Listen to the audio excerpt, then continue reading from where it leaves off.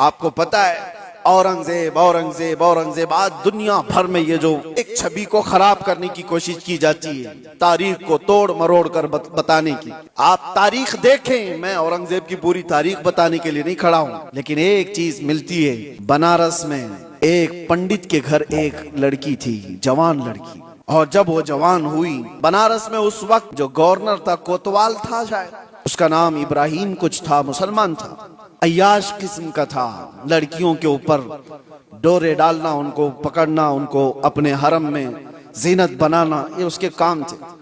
अब ये खूबसूरत जवान लड़की पर वो फिदा हो गया, आशिक हो गया, और उसने किसी भी तरह से इस लड़की को हासिल करने के लिए एड़ी चोटी का जोर लगाया। और आखिर में आकर के हुआ ये कि उसके घर के अतराफ हिसार हो जाता था, घेराबंदी।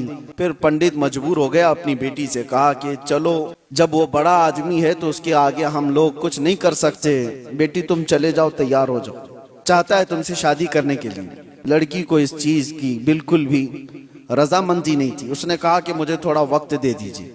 वो एक उस वक्त सवारी लेती है बनारस से, तारीख में मौजूद है, और उसने उसी वक्त दिल्ली का सफर इख्तियार किया जहां औरंगजेब आलमगीर जामा मस्जिद में हुआ करते थे। जुमा का दिन था। ये खातून मर्दाना लिबास पहन करके गई, लड़कों का लिबास पहन करके।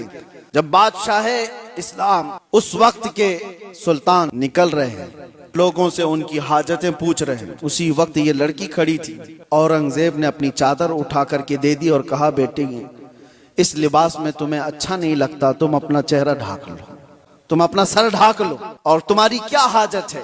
उसने कहा कि मेरी हाजत कुछ तवील है, मैं आपको तनाई में सुनाना चाहती हूँ। बुला लिया। दौलत कदे पर वो खातून आई, जवान लड़की, और उसने वाकया सुना दिया कि आपका भेजा हुआ गवर्नर, आपका भेजा हुआ कोतवाल इस तरह से लड़कियों की इज्जत पर हमला करता है, और मेरे घर पर भी अब उसकी नजर है, और मुझे अपनी हरम की जीनत बनाना चाहता है। तो औरंगजेब ने कहा कि ठीक है, वापस जाओ, तुम्हारे बाप से कहो शादी की तैयारियां कर लें।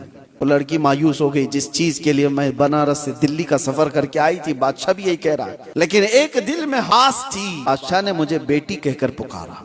वापस वो आई, अपने बाप से कहा, बादशाह ने तो ये कहा। बाप ने कहा कि बेटा अब कहाँ इंसाफ है, तुम तैयारी कर लो। डोली सज गई और शादी का दिन भी आ गया। वो जालिम अय्याश कोतवाल अपने सिपाहियों समेत इसकी डोली उठाने के लिए आया, और रास्ते भर में लोगों पर लुटाते हुए जा रहा था। जैसे ही बीच रास्ते में पहुंचा, एक फकीर आया और उसको कहा कि मुझे भी कुछ लुटाना चाहते हो। उसने कहा, नीचे जितनी गिरी हुई हैं वो सब उठा ले। उस फकीर ने उसको बग्गी से नीचे खींच लिया।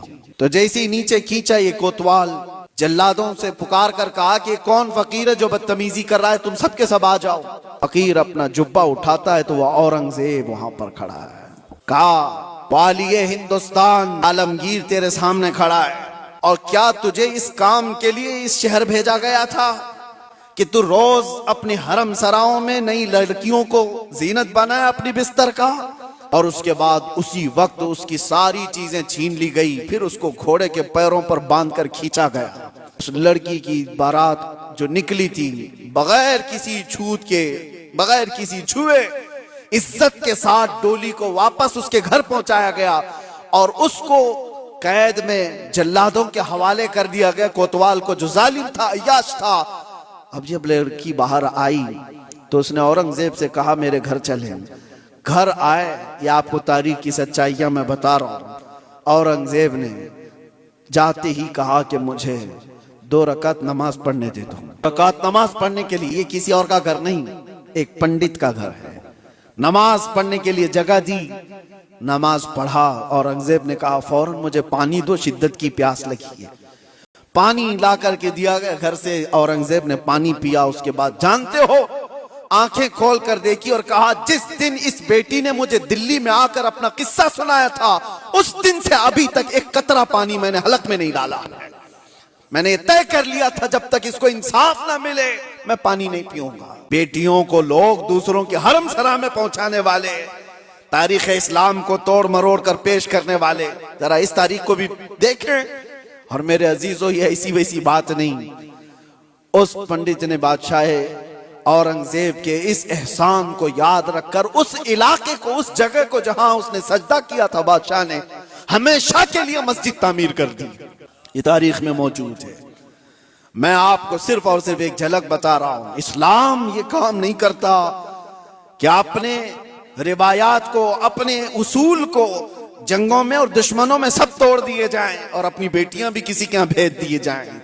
यह इस्लाम की फितरत में नहीं है। इस्लाम उसूल की सच्चाइयों पर चलता है।